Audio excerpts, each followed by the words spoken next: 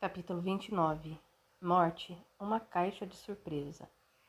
O corpo ainda não estava na capela, mas algumas pessoas da família já se encontravam lá, conversando baixinho. Quando o corpo chegou, o espírito ainda não se havia desprendido, mesmo já desatado. Muito zangado com as flores que lhe cobriam todo, resmungava. Detesto o cravo de defuntos. Esse cheiro me dá náuseas. E esse algodão no meu nariz? Que coisa mais cavernosa! E essas mãos cruzadas? Que horror! Olhei para o Henrico, contendo o riso. Sério, ele nada dizia. Parecia orar. Jacinto, muito indignado, logo se pôs de pé e tentava desesperadamente tirar o algodão do nariz. Reclamava que não lhe colocaram a cueca nem os sapatos. Um dos encarregados o convencia de que tudo aquilo de nada adiantava para o espírito. E ele insistia: como não, senhor espírito? Eu faço questão de um enterro digno. Sempre respeitei os mortos e não acho certo o que acontece nos cemitérios. Por isso comprei o meu túmulo e nele fiz um jardim. Eu esqueci de dizer que não queria flores na minha cabeça e no meu corpo, ainda se fossem rosas vermelhas, mas cravo de defuntos, eu protesto. Mas isso não é cravo, e sim crisântimo, esclareceu o irmão. Que? Crisântimo? É tão feio quanto os malditos cravos. Sempre deixei minha roupa arrumada para essa eventualidade, e ao me vestirem, não me colocaram a cueca. Veja que absurdo. E o pior é que, como eu imaginava esse corpo de morto, também está sem cueca. Moço, aqui tudo é igual. Será que tem uma loja que venda cuecas? Irmão, vamos orar. Esqueça o que está acontecendo com seu corpo. Perdoe, alma, mas não é certo fazerem certas coisas com quem morre. Estou protestando, não estou satisfeito. Andava nervosamente quando chegou a irmã com quem ele morava e os sobrinhos. Eles nem choravam. Olhando-os com cara de espanto, indagou: por que não estão chorando?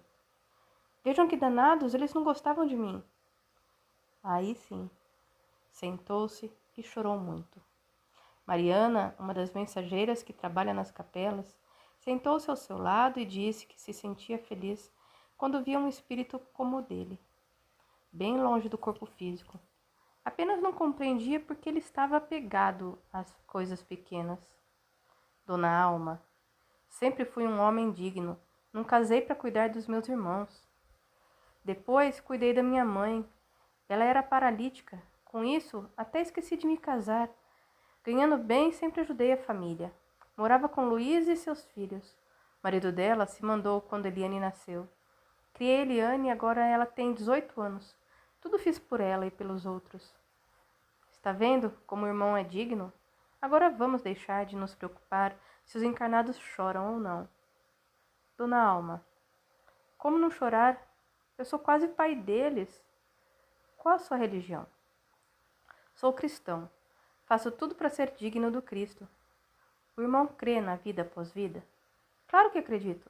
Tanto é que nem tive medo da senhora. Muito bem. Como o irmão está vendo, tudo é igual ao mundo físico. Só que os encarnados não nos enxergam. Portanto, não devemos culpá-los se eles nos ignoram. Aconselho o irmão a deixá-los e seguir até a enfermaria para melhor se desligar do corpo. Observando aquele espírito, constatamos que cada desencarne é um desencarne. Enquanto uns ficam ao lado do corpo, outros nem se lembram de que um dia o tiveram. Não aguentava mais de vontade de conversar com ele. Pedi a Henrico e ele me deu permissão. Aproximei-me. Como vai, amigo? Como vou? Preparo-me para esse momento, morro e agora nada está dando certo. Pois sinto-me feliz ao ver que o irmão não está apegado ao corpo físico, enquanto há muitos espíritos que ficam durante anos no túmulo. Não me diga, menino, acontece dessas coisas? Bem dizia minha santa mãe, o cemitério é uma caixa de surpresas. Ninguém sabe o que acontece ali. Tem razão. A morte é uma caixa de surpresas. O homem se despe do corpo carnal e nu aflora nele a verdadeira personalidade, que a educação e a posição social escondiam. Menino, qual o seu nome? Luiz Sérgio.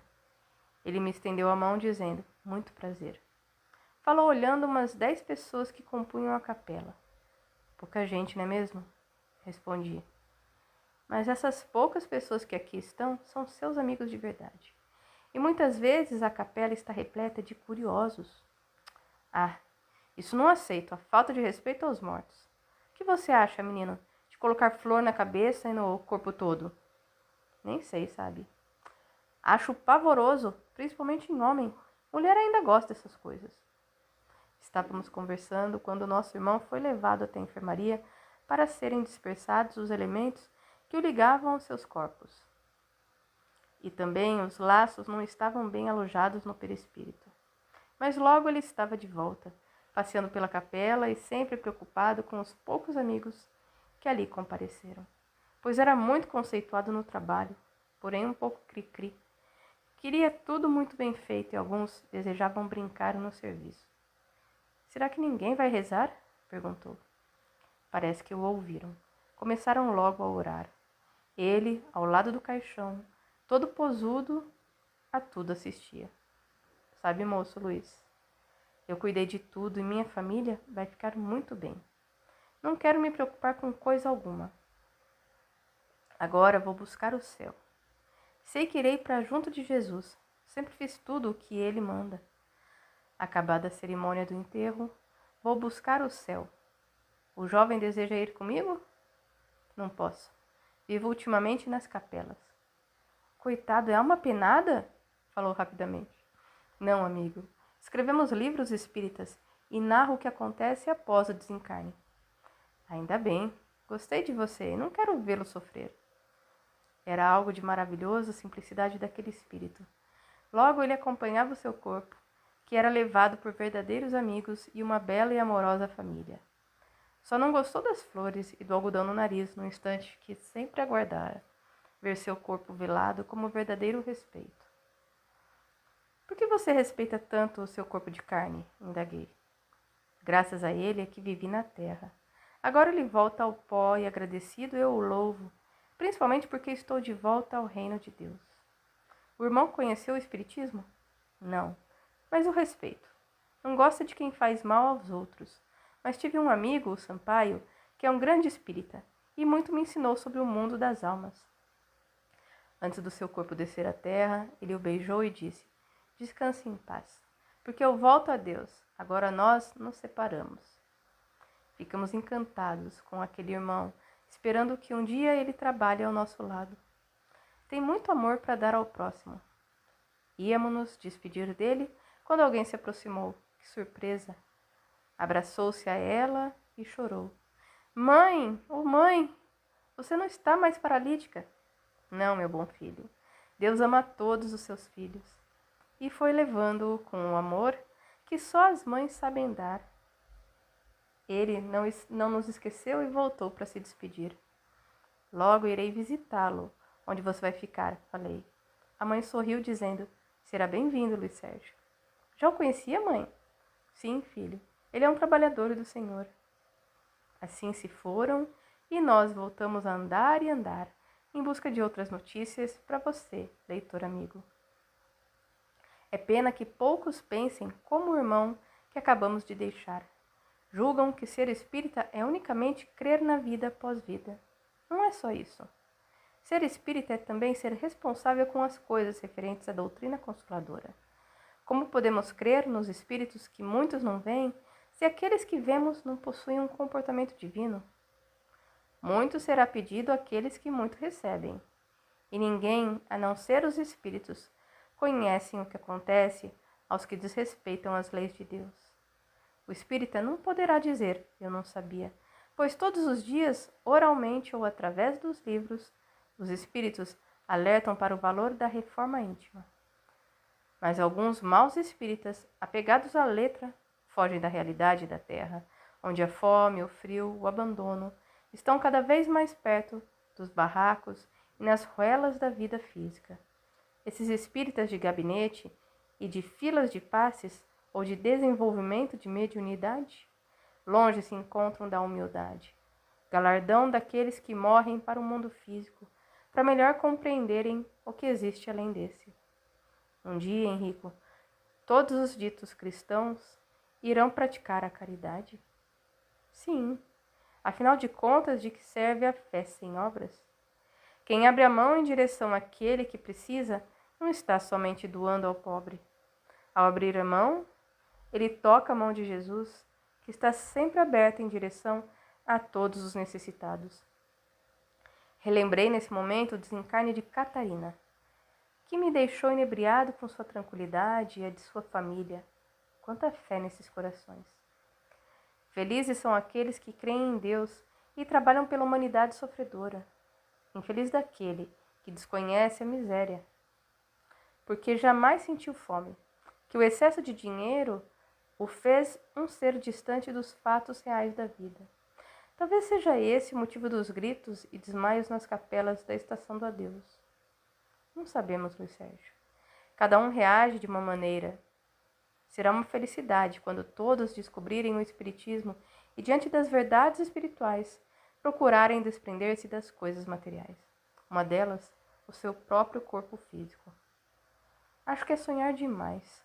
Conhecemos cada um que se diz espírita, que é mais ateu do que aqueles que dizem que o são. Há dias conheci Dora, uma mulher que dizia não crer em Deus nem em nada, mas que alma bondosa. Era mãe dos pobres e também respeitava todas as religiões. Ela achava que muitas delas só pregavam, mas nada faziam. E no dia em que Dora desencarnou, foi um cântico de amor. As vozes dos beneficiados formaram um coral em agradecimento à sua pessoa. Ela, chorando de emoção, asseverou: mas eu jamais acreditei em coisa alguma. Nunca pensei que existisse um mundo espiritual. E com surpresa descubro que os espíritas têm razão. Ninguém morre. Sempre ajudei ao meu próximo, sem pensar que estava construindo uma casa para abrigar o meu espírito cansado de lutar em prol dos desvalidos. Não é a religião que salva, Luiz, é o coração. Feliz daquele que pensa mais nos outros do que em si mesmo. Na terra poderá ser considerado bobo, mas no alto o seu nome estará escrito como o trabalhador fiel de Jesus. Penso, Henrico, que a religião que não transforma o homem não é de Deus. O fanático vive jogando injúrias nos que não pensam como ele. Hoje, como ontem, a doutrina espírita é a mais atacada. Por quê? Vamos indagar. Por medo, por ela ser a única que não esconde nos dogmas. A doutrina espírita é límpida e nela encontramos respostas para todas as nossas dúvidas. Quanto às infâmias e injúrias que alguns jornais de outras crenças estão gastando folhas e mais folhas contra a doutrina espírita, ela permanece intocável, porque nada como amanhã, quando aqueles que hoje duvidam dos espíritos terão a prova final. Queira Deus que com isso eles não estejam embaraçando os pequeninos de Deus. É mesmo, Luiz? Concordou Pamela. Talvez até os espíritas ainda não tenham despertado para a realidade dura do hoje, onde ser espírita está sendo difícil, como no ontem. Os ataques estão muito fortes, porque usam a mentira para criar fatos irreais referentes àqueles que dizem que um dia foram vítimas dos espíritos. Espere, Luiz Sérgio, ninguém deve brincar com as coisas do alto. Logo, um grande escândalo irá abalar as estruturas dessas igrejas que falam do Cristo, mas agem contra o que ele nos ensina até hoje. Não me diga, Henrico. Espere, irmão. As ondas do mar que embalam as pequenas e as grandes embarcações também molham os pés dos velhos e das crianças. Porém, quando estão bravias, atingem os rochedos e causam vários danos. O sol aquece toda a natureza, mas também queima os invigilantes e às vezes seca tanto a terra com seu calor que as plantas morrem e sofrem por demais. Assim é a vida. Hoje o homem pode apertar mãos, plantar, atirar pedras, a vaidade e o orgulho tomarem conta do seu coração. Mas tudo passa, e sempre existirão a noite e o amanhecer.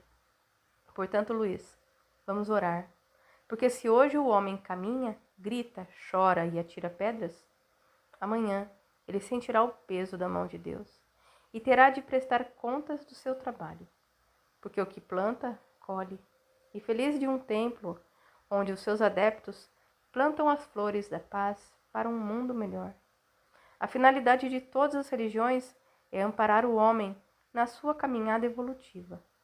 O templo, que está preocupado em salvar almas, mas tendo para isso de matar sonhos e esperanças e desmoralizar criaturas, está bem longe do mestre dos mestres, que disse: não vim para condenar, e sim para explicar. Henrico ainda falou: vamos agora outra vez à crosta da terra, visitar um lar atingido por um desencarne prematuro.